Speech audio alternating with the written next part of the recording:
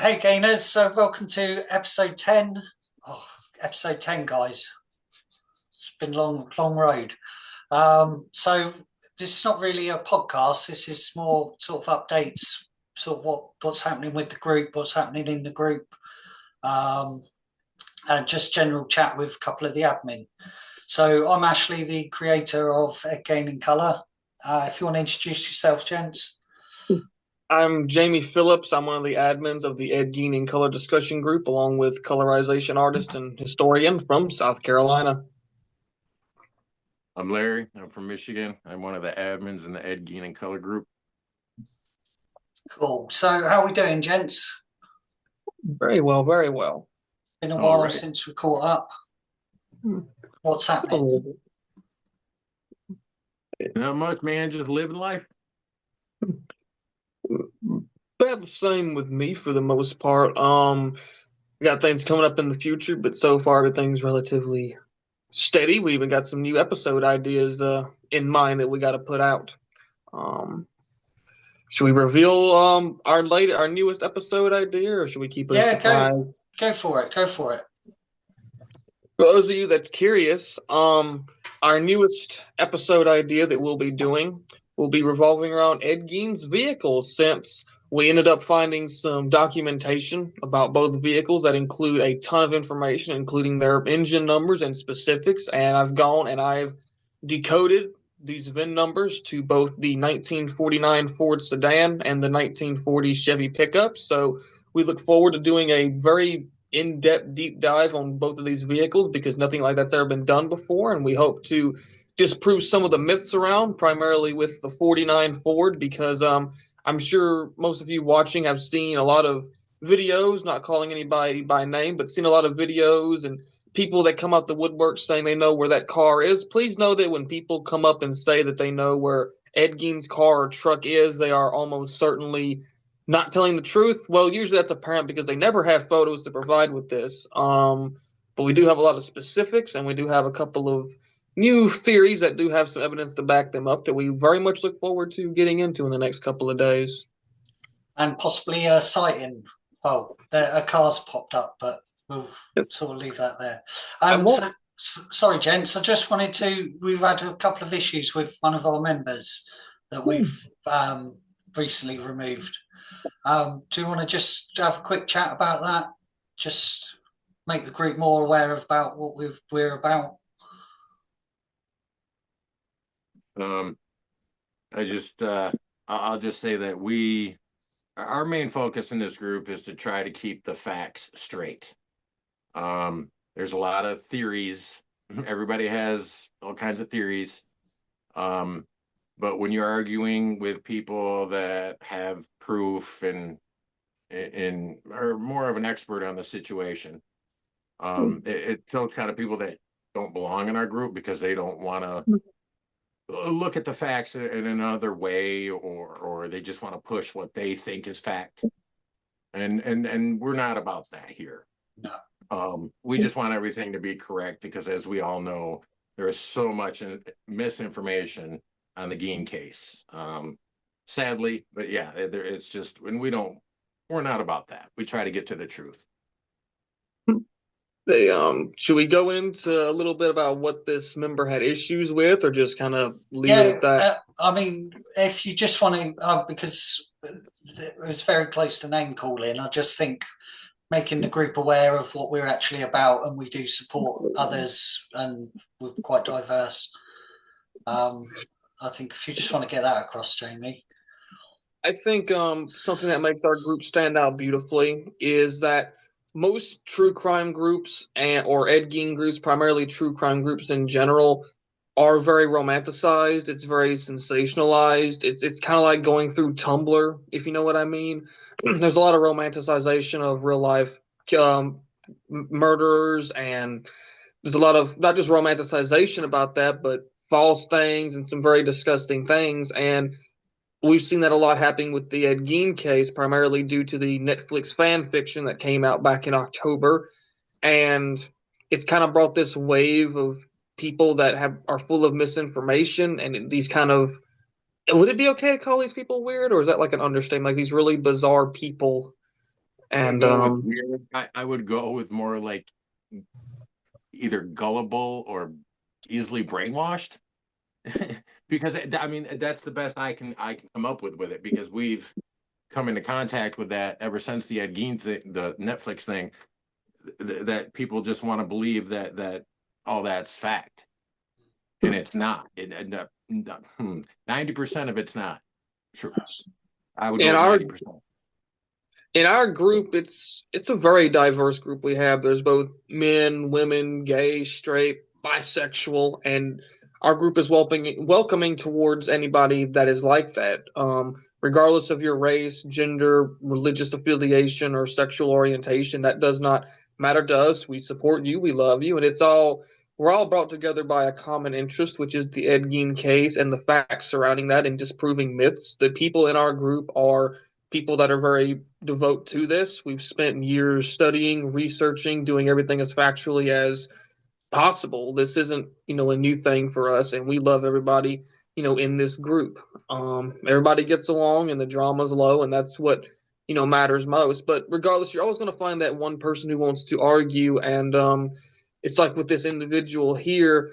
This person had brought up something that wasn't true, something that has been, disproven quite a bit and has more than enough evidence to confirm it's not. And multiple of us tried talking to this individual and it wasn't working, and this person was trying to create some drama, which is something you're going to run into with every group, whether it be YouTube, Facebook, Instagram, because there's always going to be that person. I think it's became more prevalent in the kind of Ed Gein world ever since the Netflix series got popular. Because remember, this show was so popular that they had billboards of it in LA with Charlie Hunnam on it, which is so trippy if you think about it. Yeah, in all my years of being into this case, never did I think we would have a Netflix series or a television series about it like this. No. And then when we finally did get it, I mean, like I was all for it until right off the bat, that first scene, I was like, no, that never happened. Like, so it automatically was two thumbs down for me right from the very start. So it's sad that they had the opportunity to tell the truth and didn't. I think I know we've went into a lot of the inaccuracies before, especially with the victims, Bernice Ward and Mary Hogan, and like the author Harold Sector, I believe. I hope I'm pronouncing his name right. The author of the book Deviant, like he said, and I quote, "The show is 90% bullshit," Correct. And it does give us the opportunity though to present more of these things and to hopefully present more factual, information, not just more factual, but proven information, things that have been lost to time, whether it be rare footage, audio clips, transcripts, interviews from neighbors, little articles here and there, newspaper clippings. We go all out for this. It's like with each episode, it takes way over a week to make them most of the time. And I will also add that any of the type of fashion or dress from back then is another thing that we are very interested in, and that is always a topic of discussion. I'm a big fan of that, the dress and the style from the late 50s into the early 60s and stuff, and so that's also a good topic to talk about. We've talked about that before. So yeah, that's always something we can go into and talk about again. So that's something I really love doing is the clothing, like Larry said, because that's something that me and Larry has always been very hardcore with for years now. Like for a while, like we confirmed what color the hat was, we confirmed what pattern it was based off of. We know what the jacket is, the shirt. We know what all these things are. We know them by brand name and size for the most part. And Netflix couldn't even get that right. Right. So I'm just gonna go through some of the more recent posts that we've put up, because the group is starting to gain a little bit of momentum again. So group chat, guys, posted that a couple of days ago. We've got the group chat running now, haven't we? So if any of our members want to... and I love it, man. I'm glad we ended up doing that, because it does cheer my day up. Right, exactly. I Yeah, was just going to say we interact with more of the members, and it's a lot of fun.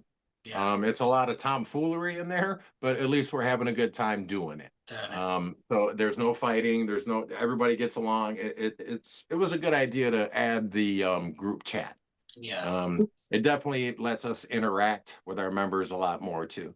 And there's one of us on there all the time, isn't there? All the time. I'm almost Yeah. always on there. So yeah, yeah. I am Yeah. myself. So Jamie, your photo that went up with that you found with Colby Jones, the man next to the tree, got some The good man next to the tree. feedback. That photo should be popping up on the screen for the viewers now, right? Yeah, Um, I'll do it now for you. Bing. Well, that photo was found, I believe, by a member from Germany named David Kilbert. I hope I'm pronouncing his name right. And I believe Colby also found it at around the same time. Me and Colby had discovered that photo, and we talked about it. We tried to clean it up. Even Colby went through that letter that came with it and just transcribed most of it relatively accurately as much as he could. And we know the story is likely 100% legit. Now, the photo, even though it comes from Central State Hospital, somewhere between the years of 75 to 78, because in 78, Ed was transferred to Mendota. And it's kind of hard to tell. The person in this photo, as you can see, has a very similar height, stance, and I some did things notice add his up. ear. I noticed his ear in the Yeah. picture because I'm on the fence. I'm on the fence about it too. The I'm still letter's on the so fence with it too. the letter's so convincing that goes with it. Right. I'm almost so split down the middle with it because in some ways, yeah, it looks like Ed, but in others, it's like, yeah, that doesn't look like him at all. So my theory currently is that unfortunately, the likely answer with it is the story that comes behind it from that person is almost 100% true from what we know. Now, the photo itself, I'm almost 75% sure that is not Ed Gein. That's likely another patient that they mistook for Ed Gein. But the thing is, they probably are some really rare photos of Ed that were taken in Mendota and Central State that have just never been seen. Maybe it's in the attics of some of the previous nurses and doctors, or et cetera, but they are photos that exist. One thing that a lot of people don't know is that there were almost certainly more photos of Ed, his brother, and mother and father. But when the farmhouse was burned down in March of '58, all that burned down with it. We do know it seems like Ed was able to get some things from the farmhouse, like his mother's crucifix, which he later gave to his pen pal Jeffrey around 1981, I believe. Have to correct me on that if I'm wrong. So some things made it out of the house, but please know there's much more out there than what meets the eye when it comes to Ed Gein. But that photo, I definitely want you guys to leave your opinions in the comments, but as of where I stand personally on it, I'm almost certain in a lot of ways that's not Ed Gein. I think the story's legit, but I don't think that's Ed. So we're going to have to talk a little bit of AI because you put a bunch of photos up a few days ago, and I posted them, and I have used a bit of AI just to tidy them up. But I'm just interested in seeing what's in the actual picture, and I don't like using the AI. I don't like it either. But it has my just- feeling. Go ahead. no, sorry, it just brings a clearer picture. But that's the only reason I've done it. I've only done a few.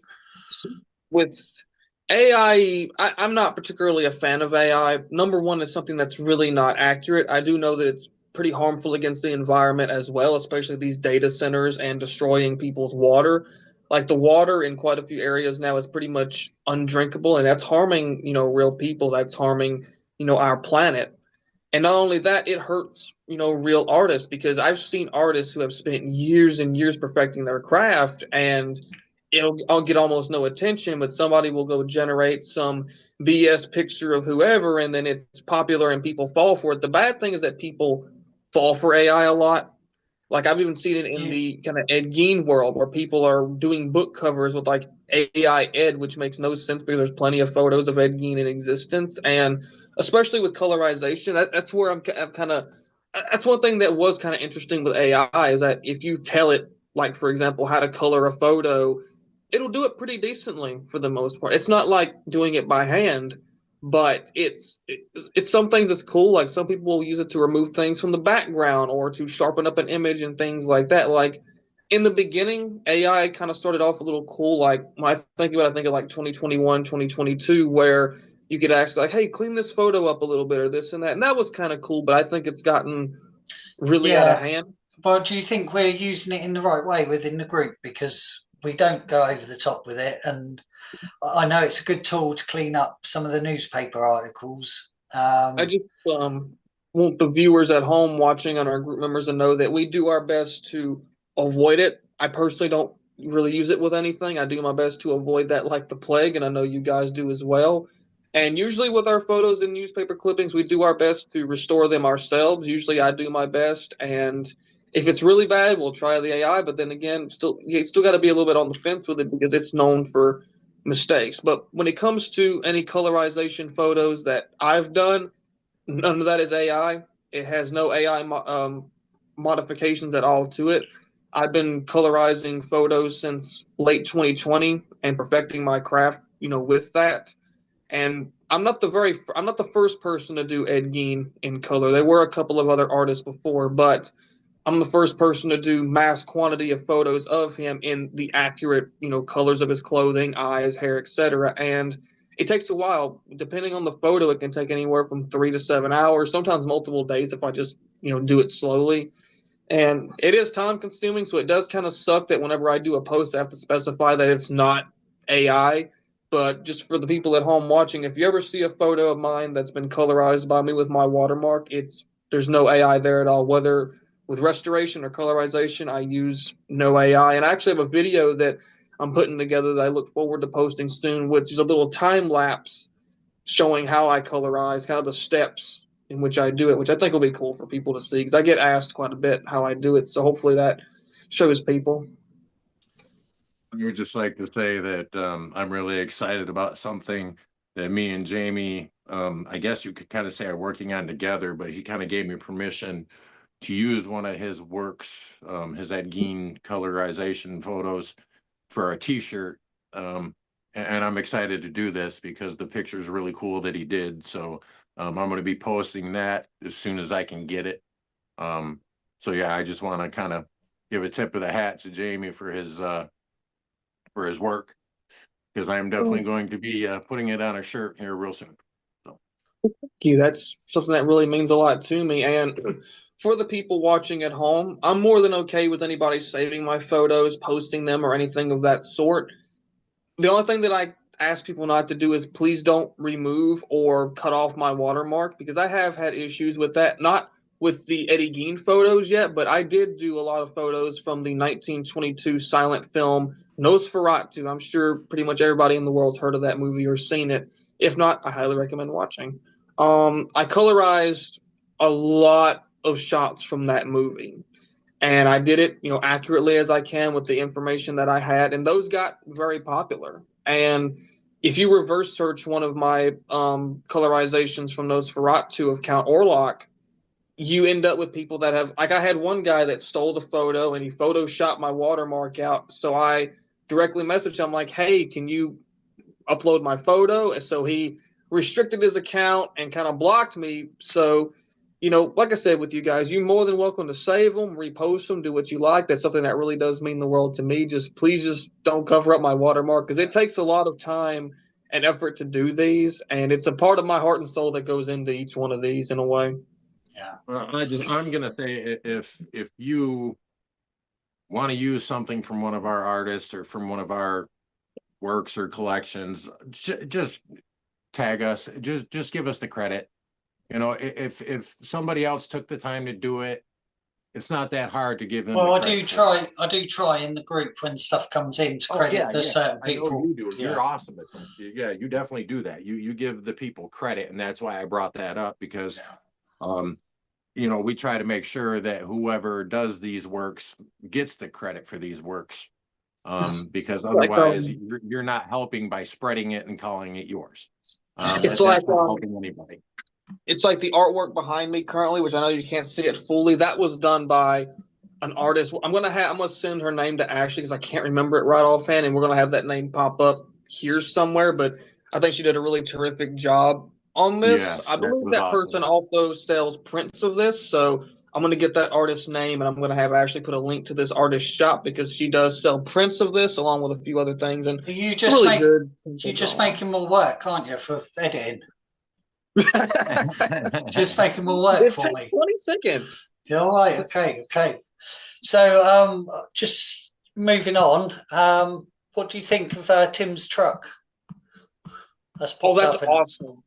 That's now awesome. That is a the very, number very plates on. nice truck. Yeah.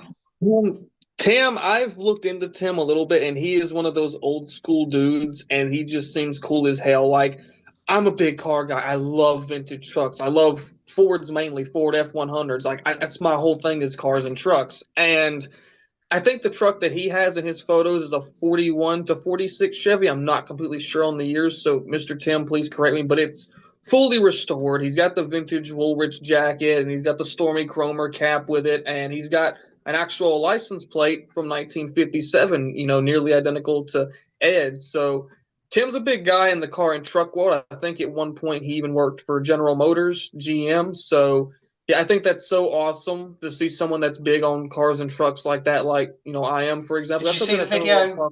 Did you see the video of him starting the truck up?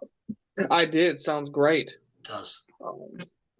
The trucks, the Chevy Edge truck is a 1940, so it's a bit different because in 1941 through 46, Chevrolet had what's kind of referred to as a microphone style because it kind of looks like one of those old school microphones like Elvis would use, for example. And I'm sure a lot of you at home have seen the film from 2001, Jeepers Creepers. That's how the truck's grill's designed for that. The truck from that film is a 1941 Chevy COE. It's heavily modified. The whole back of that truck was built for the movie. And one little fun fact that people don't know about that film, since I'm talking about it, is the truck used in the chase scenes is a 1946, which you can tell by the position of the door lock. So it's two 41 Chevys and one 46 for that movie. But that's what the microphone grills kind of look like. Chevy, I don't think, made a lot of trucks for the civilian market through 41 to 46 due to the war and supply and demand for metal. And I believe GM was also making a lot of vehicles for our military at that time. So that's why these trucks are a bit more rare. And I believe the style with Edge truck was only made through 39 and 40. So those are quite a bit rare and pretty expensive. Mr. Tim, he posted one that was for sale that was in decent enough shape. And I think the price was well over 15 grand, which is kind of the going rate for these vehicles now. I'm sorry if I kind of went kind of off in Neverland No, there. that's all right. That's all right. So The I autism just is radiating. yeah, high five to that. So I just want to keep this next member anonymous just because of work he's doing, but one of our top experts. Yes, sir, do. So do you think that's the front cover of the book? It's a little sneak peek in there. It's looking awesome. Could be. I know that this person, not going to say their names, but they've been in this game for a while. They've been in it nearly as long as I've been alive. I'm 21, and this person was doing it was in the Ed Gein case even in 2009 and 10, if that tells you anything. So that's nearly coming up on 20 years of research, and he's a very well-educated person and knows his facts very well. That's about as much as I'll say on this person until they allow us to say more. Yeah. So, anything else to add, gents? I think it might be worth mentioning that you guys are going to take a bit of a break. Yes. Would you like Larry to start on his break or with mine first explaining? It's up to you. I've got to edit this though, so try and keep it. I'll just say that I'm going to be number one, really busy with work because my hours are going to increase over the summer. And then after summer's over, I'll be going in for a very safe knee surgery. It's nothing bad. It's nothing dangerous. And then I'll be kind of laid up for a little while.